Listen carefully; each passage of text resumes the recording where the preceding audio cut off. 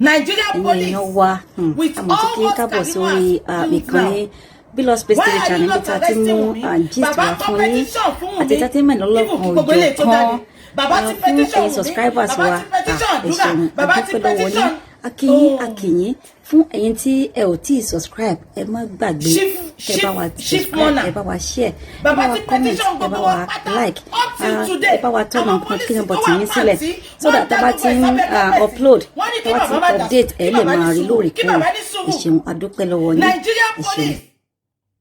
And this is not from Nigeria police. Ọwọ́ IG ló ti wá. IG ló sọ fún nǹkan tó máa ṣe. Baba ti petition wọn. So when I see people saying Baba should petition, Baba ti petition láti joy. Baba ti petition àdúrà. Wọ́n ti petition Wunmi. Wọ́n ti petition Darosha. Up till now. IG tó wà nípa tí kò ṣe nǹkan kan.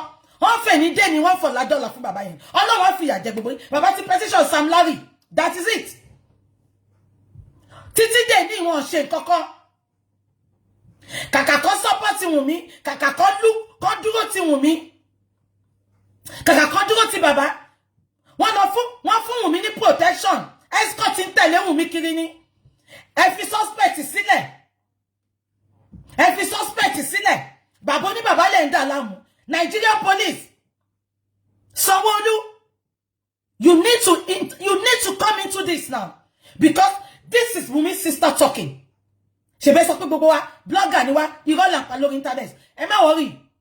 This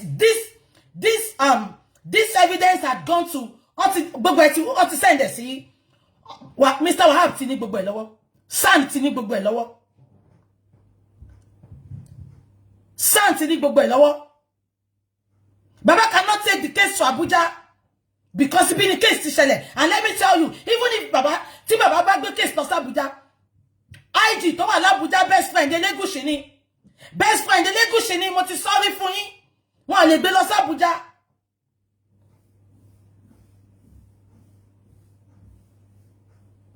Wọ́n lè gbé lọ sí Abuja. Ẹ jẹ́ tí wọ́n boss Bob yín tán láàárọ̀ yìí. Private autopsy ta fẹ́ ṣe. Èèyàn mẹ́ta la lọ bá. Èèyàn mẹ́ta la lọ bá ní Nàìjíríà tó refuse. Wọ́n náà wọ́n fẹ́ wà lájọba. Ṣé kò bí mo sick ni? Èèyàn mẹ́ta la lọ bá ká tó wá rẹ̀ tó bá wa ṣe. We went to 3 big people in Nigeria. Kó bá wa ṣe autopsy àti nǹkan tó ní ká lọ ṣe privately yẹn. Èèyàn mẹ́ta la lọ bá. They said, and I quote, àwọn ò fẹ́ wà lájọba. Even we are fighting the government. Who is behind Wunmi? Who is the government? They have to come out now. We need to start dragging them. We need to, yes, I am telling you, this is coming from me this morning. Èèyàn mẹ́ta lọ́lọ́bá náà ò fẹ́ wà láìjọba ló ń sọ. Wunmi, mo ti sọ fún ẹ ò bá mọ Tinubu. You are going down. Ipò pa Mohbad yẹn ò ń lọ lẹ́sẹ̀. Inú sàárè ni ilé ẹ wà. Sàárè ni ilé ẹ wà. Kí láǹfààní ọmọ tó gbé dání tí ò wúlò fún ẹ? Ọmọ tó gbé dání Elegushi ò lè gba ọmọ yẹn mọ́. Gbàgbé ẹ̀. Wọ́n ò bí ìyá láyé Elegushi dá.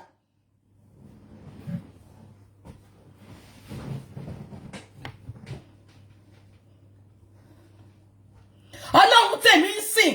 Ó ju Ọlọ́run tí gbogbo wọn ń sìn lọ.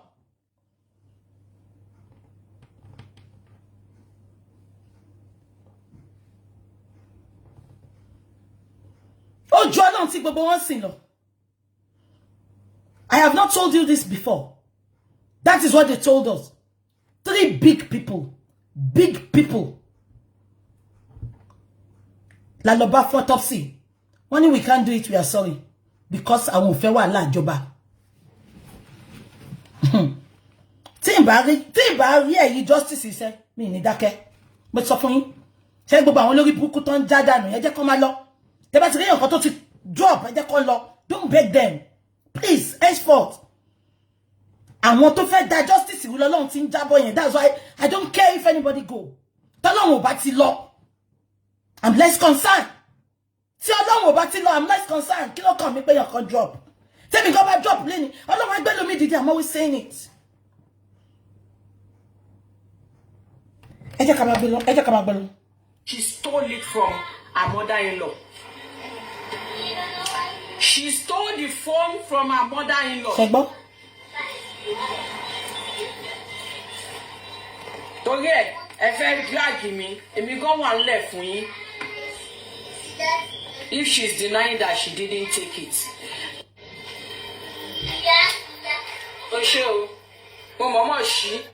She cannot deny it because Casey ló simple jù fọ́lọ́pàá láti máa wọn tó kú síta. Casey ló simple jù fáwọn tó pa Mohbad láti wà exposed. Ó ní yàn kú 24 hours, 72 hours. Wunmi ló wà pẹ̀lú ọmọ yìí. Up till today, ọlọ́pàá ò lọ sí scene yẹn. Mohbad spoke about his 2 phones. Up till today, ọlọ́pàá ò béèrè phone yẹn. Wunmi gbé fake phone ní wọn lọ́wọ́. That was their arrangement. Ìwọ ṣáà mú phone kan wá. The police knew that phone Wunmi gave them was a fake phone. Phone Mohbad gangan wà lọ́wọ́ Wunmi. Mohbad dẹ̀ sọ. Tí n bá kú tó ṣe nǹkan tó fẹ́ máa lò nìyẹn. Wunmi has a lot in that phone. Wunmi jẹ́ ìdẹ̀ sọ fún ẹ. Ó mọ nǹkan tó ń bọ̀ fún ẹ. Tó bá wùn ẹ́ kó lọ delete gbogbo nǹkan tó wà ní phone yìí. Gbogbo ẹ̀ la máa gbé jáde. I'm telling you from the place of the truth now. Wunmi, tó bá wùn ẹ́ kó lọ delete gbogbo nǹkan. Àfi ká má mọ number yẹn. Tó bá wùn ẹ́ lọ delete gbogbo ẹ̀. Gbogbo.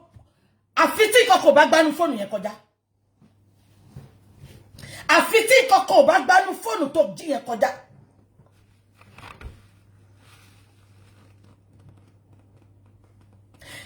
It is a fake manipulation for me.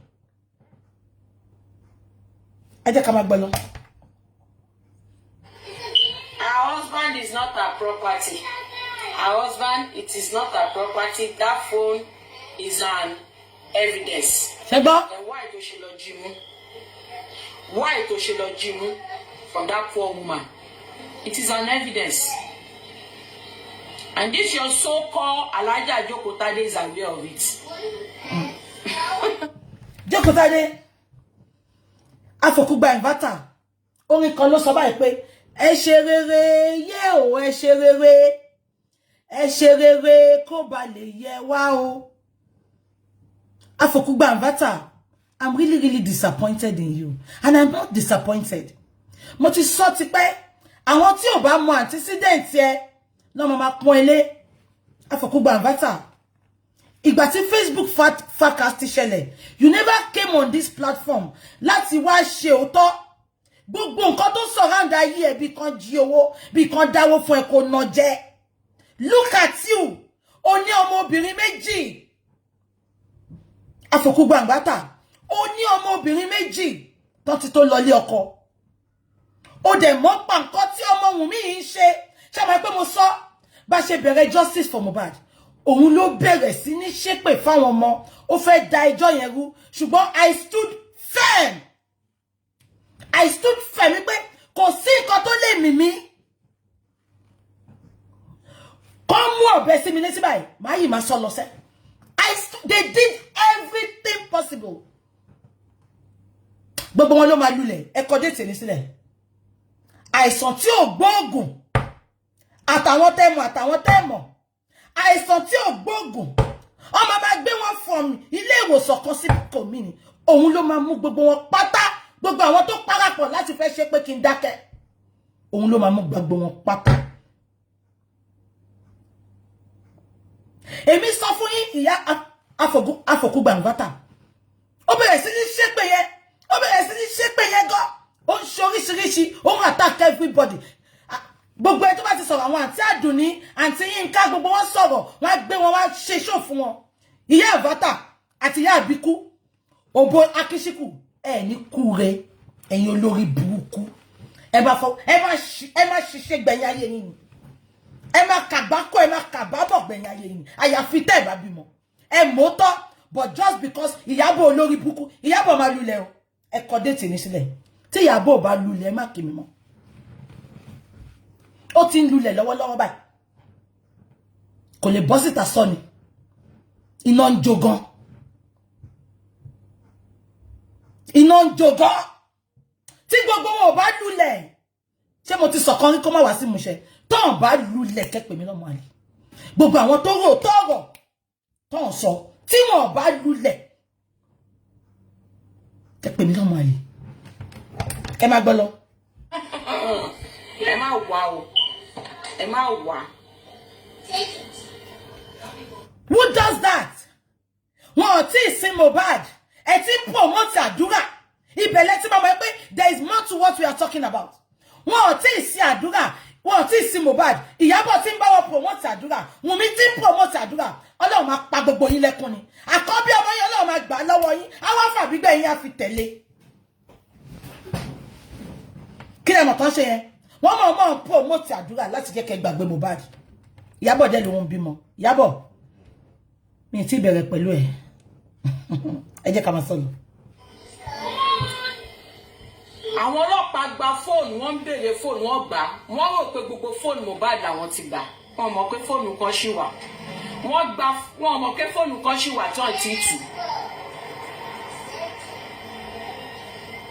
I was there at Panti lọ́jọ́ táwọn ọlọ́pàá gba fóònù tó rò pé wọ́n ti gba gbogbo fóònù. Wọ́n ti gba gbogbo fóònù. I'm jealous of her, of course, if that is what you think. Báwo ni Karimo ṣe fẹ́ jealous of her? Ṣé ń gbá wọn lórí burúkú? Karimo is jealous of her. No. How? Karimo lives abroad. Abroad because bí Karimo ò ṣiṣẹ́. Even if Karimo is not working. Ìlú òyìnbó, we live in a civilized and a very organized country. Bí Karimo ò ṣiṣẹ́ gan, ìlú á fún lówó because ó bímọ. She's working. Ó sọ iye tó ná tó fi travel down láti lọ ṣe òkú Mohbad tí ó mọ̀ pé lọ gbé léhun lọ́wọ́. She's working. Charity bá ń gbọ́ wọn ọ̀rọ̀ yìí ó máa ń run mí nínú. Karimo ń jealous Wunmi. So gbogbo ìgbà tó ti ń gbèjà Wunmi tó ti ń bú bàbá Mohbad kò jealous ẹ̀ ń gbà yẹn. Alẹ́ ní ṣoríire gbogbo yín. Olórí burúkú ni nǹkan tá a ṣe tọ́rọ̀ wọ̀ ò ṣe rojú tí ò ṣe ráyè ní Nàìjíríà ni. Why can't we be honest for once? Why tá a ṣe wà honest ká wà truthful for once? Because Karimo is talking now. Ó di pé ó jealousy Wunmi. Ṣùgbọ́n ìgbà tó ń bú bàbá kò jealousy Wunmi gbà yẹn ẹ̀ ní ṣoríire. Ẹ jẹ́ ká máa gbọ́ lọ. Mi ní ti comment section. Wèrè ní gbogbo yín. Èmi lẹ parọ́ fún mi. Àwọn Wunmi mọ̀ pé táwọn bá sọ tòótọ́, wàhálà mi ní ṣí window lé mi. Mo máa lé ìyá Wunmi jáde l'Amẹ́ríkà ní pé ó yá. Ẹ má fi rẹ́dẹ̀rẹ̀dẹ̀ rá mi lára. Ẹ lọ yanjú ẹ̀ tẹ́ bá yanjú ẹ̀ tán kẹ́ṣẹ̀ máa padà bọ̀ l'Amẹ́ríkà. That is what I would have done. Igi ṣọmọ àlè ọmọ kọ ni mí tó rò pé mo mọ̀ ló mọ̀ ó mọ̀ nǹkan tí mo mọ̀ ó. Nǹkan tó rò pé mo mọ̀ ó mọ̀ nǹkan tí mo mọ̀. Ó ti wá dójú ẹ̀ báyìí o. You can't bring me down. Oh, the guy will keep quiet. I will not keep quiet. As long as I'm doing the right thing. Stage you kan ti kọjá mo ti apologize sí bàbá. Mo ti yọ yẹn kúrò nínú ayé mi.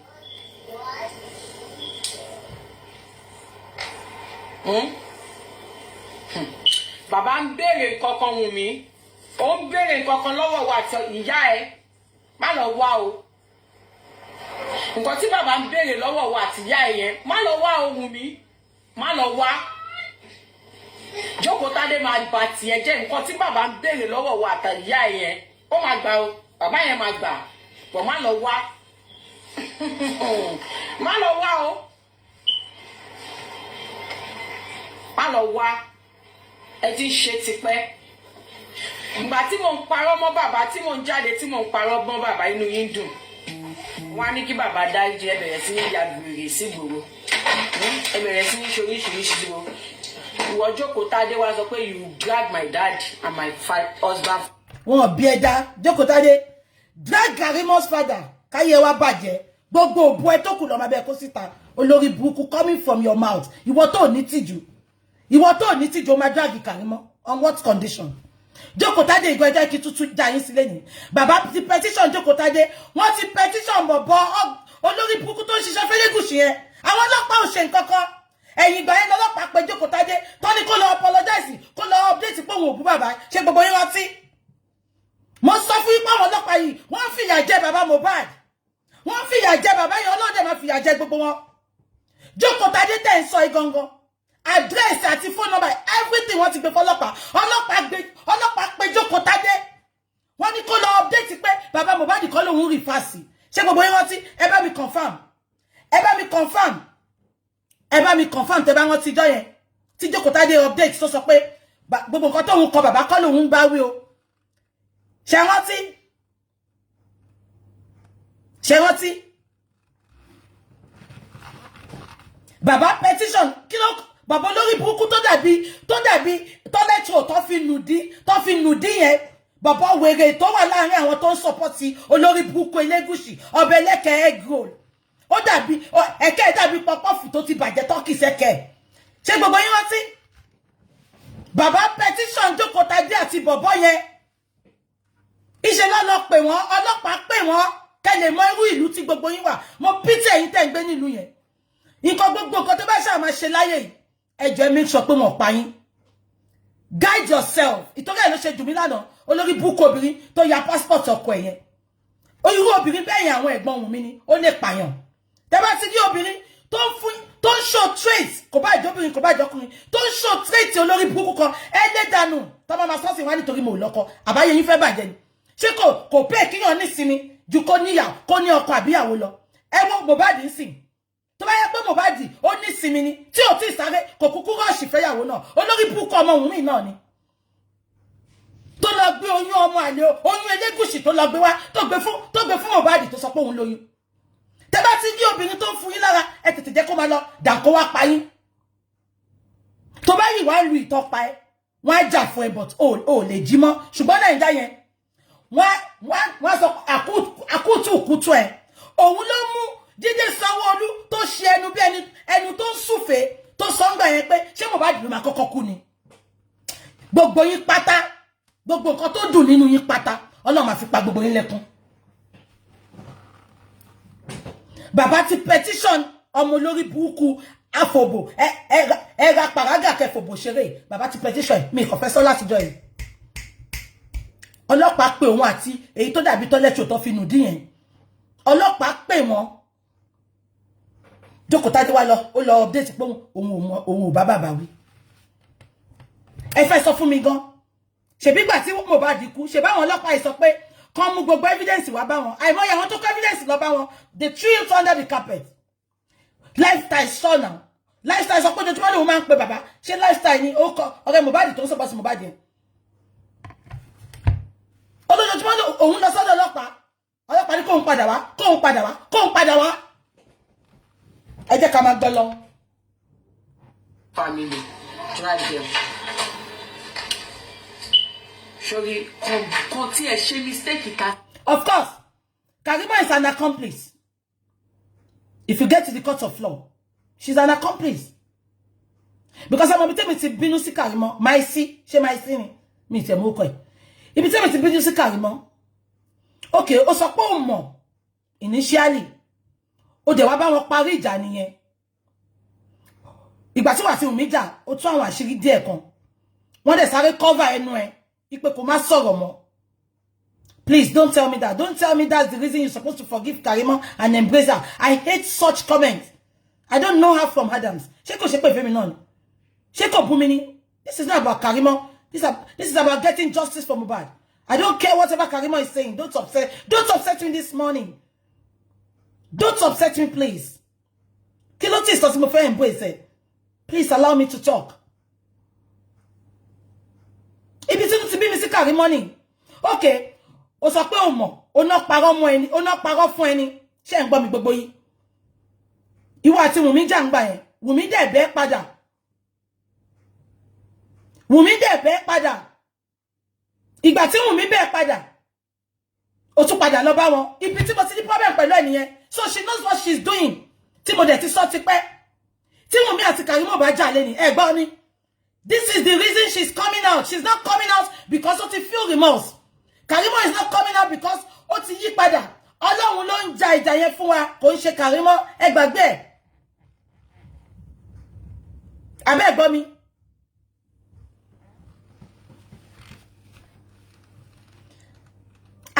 Ṣé kò sí mo sọ yẹ yín? No, not you. Another person made that statement. Àbí kò sí mo sọ yẹ yín? Okay, Karimo sọ pé wọ́n parọ́ fún òun ni. Accepted wọ́n parọ́ fún ẹ. Ṣé ń gbọ́ mi? Ẹlẹ́kìní tẹ jà yẹn, ẹ ti jà. Ìgbà tó máa wá padà lọ, Baba Mohbad lo fi update. Ìwọ àti Wunmi jà ó ti lọ. You never said anything. Nǹkan tí Karimo fi sọ̀rọ̀ nsin ni pé one, Mohbad is pushing her tolong. Number two, egbo statement tó náà sọ. Mo ní kẹ́ má wá fún mi, ẹ wá fún mi. Tẹ́ bá wá fún mi má sọ̀rọ̀. So tó bá pé wọ́n wá fún kò ní sọ gbogbo nǹkan tó ń sọ yìí. But on wá fún wọ́n wá fún Ọlọ́run yìí má sọ̀rọ̀. Because conscience ni ó máa tẹ̀lé dọjọ́ kú ẹ̀ ni. Ṣé nǹkan tí mo sọ yé yín? Because nǹkan tí mo sọ gangan nìyẹn. Ó kì í sọ pé wọ́n parọ́ fún ẹni. Ìwọ àti Wunmi jà the first time. Bó ṣe fẹ́ máa sọ̀rọ̀. Wunmi sáré bẹ́ẹ̀. Ìgbà tí Wunmi bẹ́ẹ̀ tán, ìgbà tó máa bọ́ta, Baba Mohbad ló kọ́kọ́ bú. Baba Mohbad, ó ní Josi, ó máa kékú ni, Josi olórí burúkú, Josi kíní kan. Honestly, tó bá jẹ́ pé number 1 yẹn, ìgbà tó ń jà yẹn, ni Karimo ti lọ, tó dẹ̀ ti sọ truth ẹ̀. Àwa gan máa celebrate ẹ̀ sí now. Ó sọ pé wọ́n parọ́ fún ẹ. Okay, ó ti rí pé ọlọ́pàá fún ẹ, ó dẹ̀ bá wọn jà. Why go back there? Why embracing them? Why embracing them? So Karimo is an accomplice. That's why I'm not even embracing anybody. I'm not part of the people. To ma romance èèyàn láti sọ tòótọ́. I don't need to romance anybody. And tó bá need ẹgbàá máa fún lẹ́gbàá. Ọlọ́run ló ń ṣiṣẹ́ yẹn kò ń ṣèyàn. Mohbad gan ti sùn ó ti mú Valium 5. Ṣùgbọ́n Ọlọ́run tó sọ pé kò ní kú gbé ló ń ṣiṣẹ́ yẹn. Ṣé go bá wà là ń ṣe ni. Àwa kọ́. Ọlọ́run ló ń ṣiṣẹ́ so gbogbo ẹ̀yin abiyamọ. Ẹ jọ̀ọ́ nítorí Ọlọ́run. Ẹ má stop láti máa gbàdúrà. It's not about coming online alone. It's not about making money from justice for Mohbad. Let's continue to work together. Ẹ jẹ́ kí a fìmọ̀ ṣọ̀kan bá àti ẹ̀ríra wa. Ẹ jẹ́ ká kún fún àdúrà. Ká má gbààwẹ̀ àtàdúrà yẹn lọ. Gbogbo àṣírí kọ̀ọ̀kan máa tú sí gbangba. Ẹ jẹ́ ká máa gbọ́ lọ. Tí bàbá mi lásán. Wàá wá mọ̀ pé bàbá mi kan Èkó kan ni. Wàá wá mọ̀ pé èèyàn gidi ló bí mi. Behind this one. Let me get there. I'm going to do that one. Baba, call tẹ pé wọlé ńjọ́ sí tẹ ní kí Ìyábọ̀ Òjó béèrè àkáǹtì lọ́wọ́ Wunmi àti ìyá ẹ̀. Àkáǹtì yẹn exist. Wunmi, ìwọ ló la àkáǹtì orúkọ yẹ ló fi ṣí. Ṣé wọ́n ti pé mo ti sọ kíní ìtẹ́lẹ̀? Ó kàn jẹ́ pé àmọ́ pé Wunmi ló la àkáǹtì ni. Ṣé wọ́n ti pé mo ti sọ? Tí mo sọ pé Mohbad ò ní account, ṣé wọ́n ti Mohbad had no account. Ẹ̀yin olórí burúkú tẹ́ support Wunmi. Tẹ́ bá gbàdúrà kẹ́ bí ọmọ 26 years old. Kó má ní account kó jẹ́ pé Wunmi ló ń run account ẹ̀. Òun ni kẹ́ support Wunmi. Ṣé wọ́n ti pé mo sọ kíní yẹn? Mohbad ò ní account. Gbogbo owó tí Naira Marley ń sọ fún Mohbad, account ya Túndé àti ya Wunmi ló ń sọ sí. Ṣé wọ́n ti pé mo sọ? Ìgbà tó ká Naira Marley lára ni Naira Marley pé bàbá. Ọ̀rọ̀ yìí ẹ lè confirm ẹ lọ́wọ́ bàbá. Naira Marley pé bàbá ọmọ yìí kò máa ní ṣàṣe ìdànù. Gbogbo owó tí mò ń sọ fọ́mọ yìí, àkáǹtù ìyá Túndé kan àti ìyá ẹ̀ ló ń fún mi. Now, àwọn ò wá mọ̀ pé kò kí ń ṣàkáǹtù ìyá Mohbad gan, ìyá Wunmi gan. Karimo ti confirm sí pé Wunmi ló ṣí àkáǹtù yẹn lórí orúkọ ìyá Mohbad, ìyá Wunmi. Gbogbo yìí bàbá yìí wá ń sọ̀rọ̀. Ẹ wá ń ṣépè fún ẹ sọ pé ó fẹ́ jogún ọmọ. Ọlọ́run á dá fún yín. Naira Marley ò refuse la. Mo sọ fún yín pé gbogbo ìjà tá ń jà yìí, Wunmi ti gbé Naira Marley lọ lẹ́yìn. Ó ti gbé lọ sí court. Ó fẹ́ gba. Gbogbo Wunmi ti gbé Naira Marley lọ sí court. Ó fẹ́ gba royalty. Ṣé rí gbogbo orin tí Naira Marley àti tí Mohbad kọ lọ́dọ̀ Naira Marley. Tẹ́ bá ti ń gbọ́ ọ̀dọ̀ Naira Marley ló yìí ń lọ. Gbogbo royalty yẹn pátá. Wunmi ti gbé Naira Marley lọ sí kóòtù lẹ́yìn. Ìpè kọ́kọ́ fóun. Ṣùgbọ́n Naira Marley yarí pátá Ọlọ́run ò ní kó fún ló fi gbé lọ sí court. Bàbá ni Naira Marley fẹ́ kówó yẹn fún. Àbí ẹ gbọ́ mi. So tẹ́ bá fẹ́ gbọ́ orin tí Mohbad ṣe nínú ilé Naira Marley ní kẹ́ máa gbọ́ because bàbá lè ń bá pawó yẹn. Ṣé lẹ́yìn tẹ́ bá ń gbọ́ lẹ́yìn tí Mohbad kúrò ńbẹ̀ Don't know. Wahab ti stop. Ó ti collect and want to stop. Anything tó lè mú owó jáde nínú any nǹkan Mohbad. Ṣé ń gbọ́ mi? Ṣé mo pé mo sọ? Báwo lọ́mọ 26 years old ṣe máa wà tí ò ní account? Ẹ̀yin kan dẹ̀ mọ̀. Ẹ̀dẹ̀ yín support Wunmi. Lórí ọ̀rọ̀ Mohbad. Tí n bá mọ̀ òótọ́ tí mo dẹ̀ wá ń parọ́ fún yín. Kọ́lọ́ má jẹ́ kó ṣe ṣe.